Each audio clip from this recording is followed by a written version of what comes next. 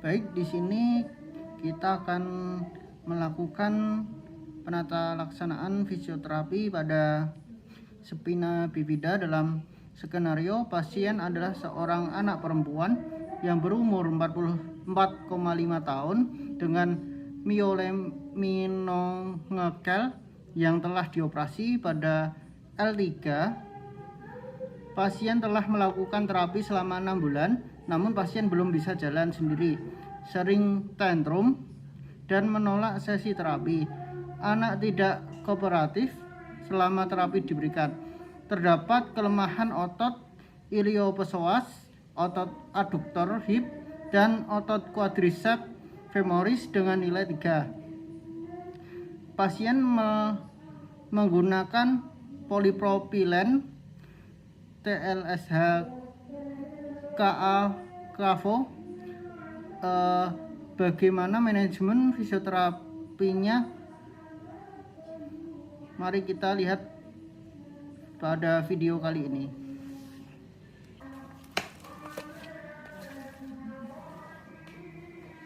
Assalamualaikum Ibu, selamat siang. Waalaikumsalam, selamat siang juga. Perkenalkan, nama saya Muhammad Ilyas Sarifudin. Di sini sebagai fisioterapi di klinik ini, Bu. Kalau boleh tahu siapa ya Bu yang mau diterapi? Ini saya kesini yang saya terapikan ini putri saya. Kalau boleh tahu, saya minta data-datanya dulu ya Bu. Untuk namanya siapa ya Bu? Namanya Sally. Terus usianya berapa Bu? Usianya 4,5 tahun. Oh, 4,5 tahun ya Bu. Terus untuk keluhannya apa aja ya Bu? Keluhannya kan ini Sally itu udah umurnya udah gede ya Pak ya, udah 4,5 tahun tapi masih belum bisa jalan. Suka ngerasa nyeri di bagian tulang punggung belakang bawah, sama dia masih suka tantrum. Kalau boleh tahu, udah pernah periksa belum ya Bu ke dokter apa ke mana? Sebelumnya ini udah pernah dioperasi Pak di bagian tulang punggung belakang yang bawah, sama pasca operasi itu sudah pernah terapi tapi sempat berhenti karena suatu hal, berhenti lama sekitar ya ada juga 6 bulan. Jadi saya mau mulai lagi gitu.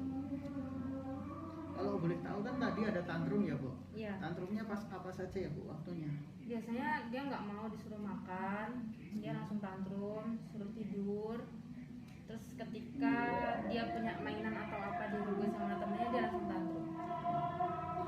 Pada saat proses kelahirannya itu Bu, apakah normal atau sesar ya Bu?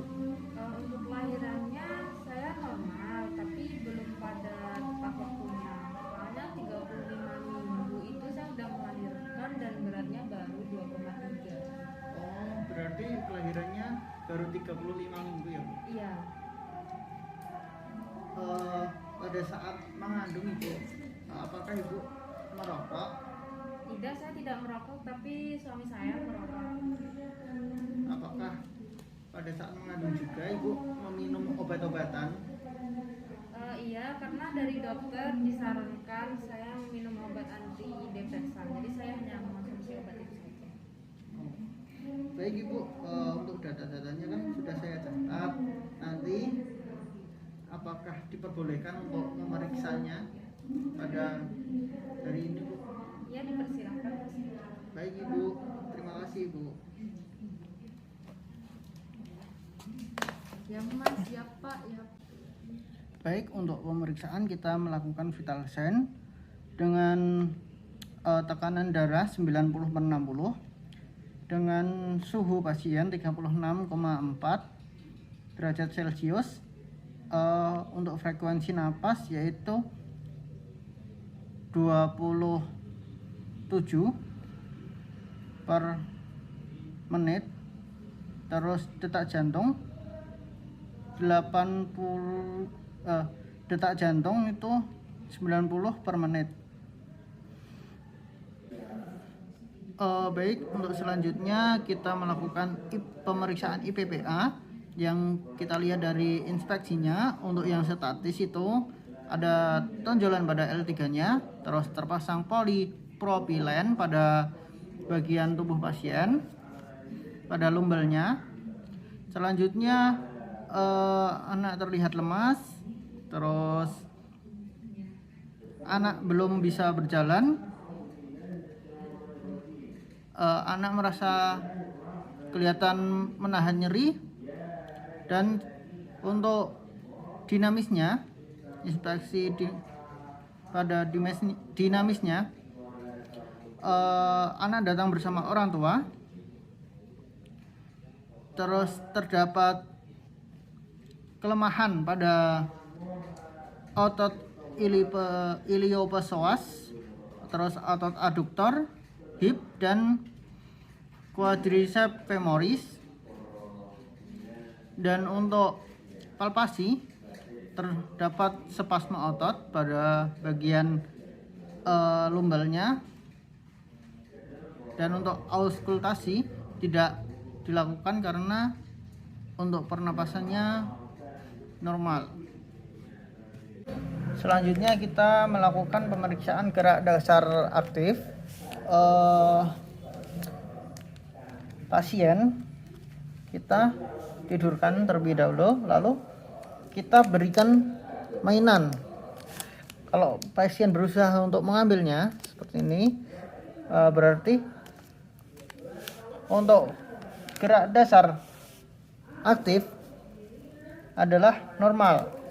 Untuk bagian ekstremitas bawah kita bisa memberikan rangsangan seperti kita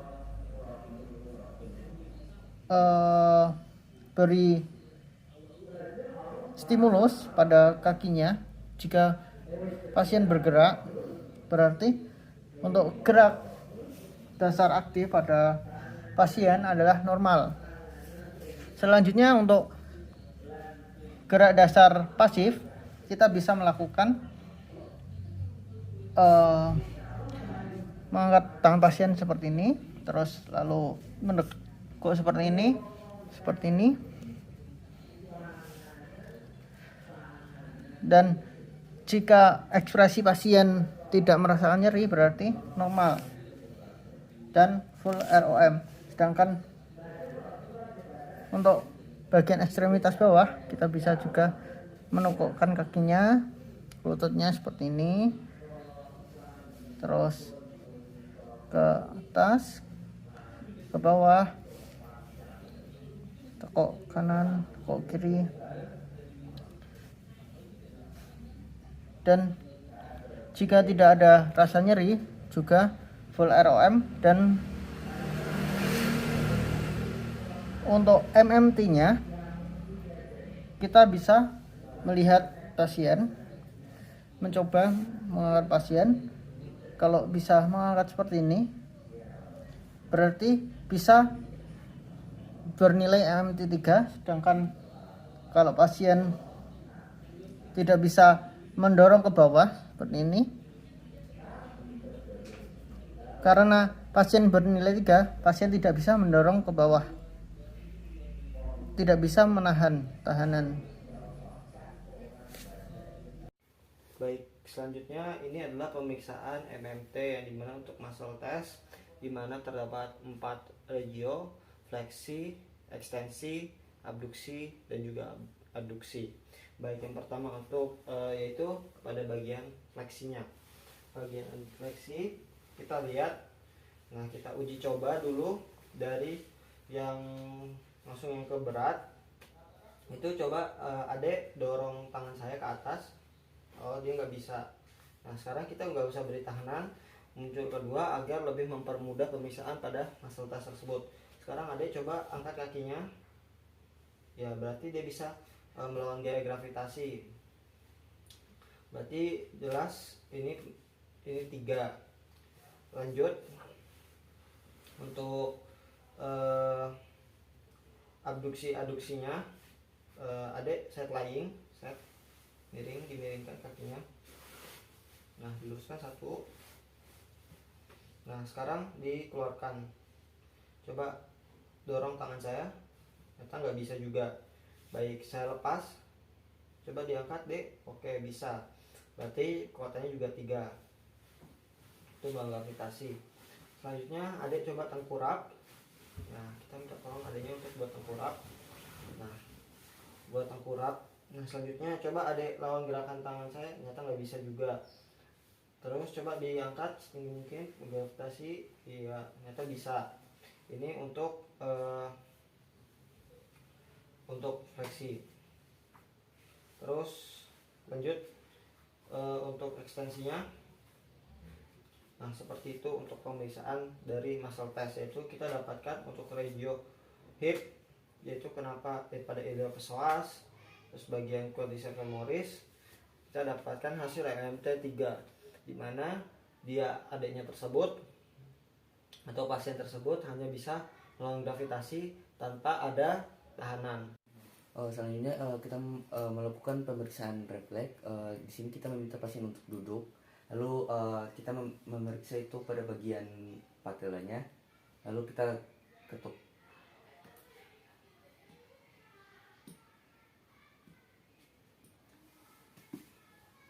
Selanjutnya pada area tendon kita lakukan sama kayak tadi, diketuk juga.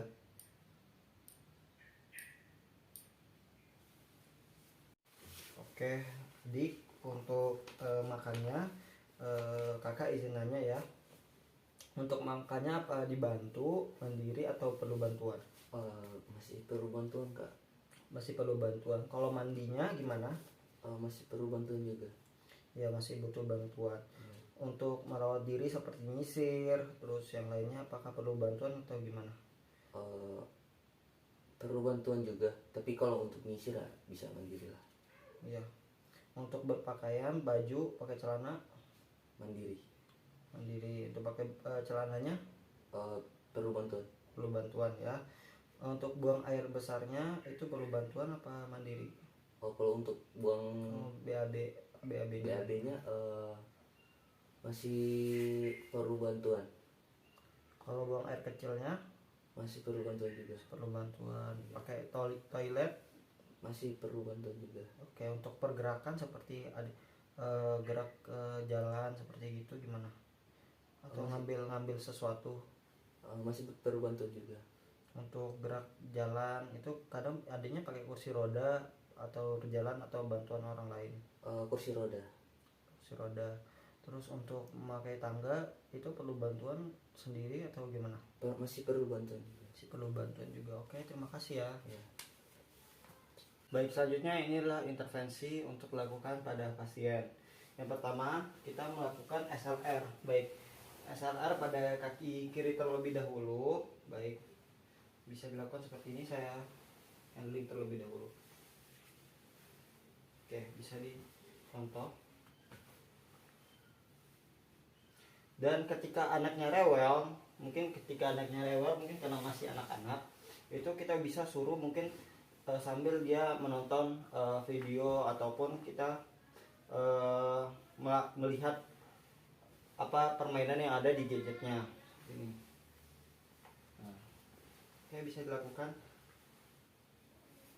Oke. 2. Kita lakukan sebanyak 4 kali repetisi.